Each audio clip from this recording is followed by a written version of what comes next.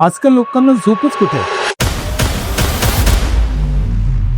तर पुरुषांमध्ये जी इनफर्टिलिटीच्या केसेस वाढलेल्या आहे त्यामध्ये डायट, स्ट्रेस, कमी झोप याचा किती परिणाम होतो? आजकाल लोकांना झोपच कुठे आहे?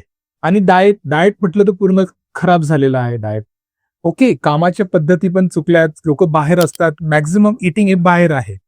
त्यामुळे काय झालंय ना, सगळं जंक फूड मध्ये जात आहे, घरचं खाणं जात नाहीये. त्यामुळे सगळ्या अनवॉन्टेड केमिकल्स पण शरीरात जात आहेत. त्याचबरोबर कामाचं प्रेशर. आता कामाचं प्रेशर का वाढलं? आधी काम करत नव्हते का? आता प्रेशर पण वाढलं कारण की वेळ मॅनेज होत नाहीये. बराच वेळ तुमच्या मोबाईलने घेतलेला आहे. त्यामुळे मी सुरुवातीला म्हटलं आजकाल लोक झोपतात कुठे? कारण की ते मॅक्झिमम टाइम तुम्ही जर स्क्रीनवर घालतायत तर तुम्हाला टाइम मॅनेजमेंट होणार नाहीये. And that definitely affects your lifestyle. And lifestyle affect झाली का फर्टिलिटीवर त्याचा परिणाम होणारच आहे. That is one reason.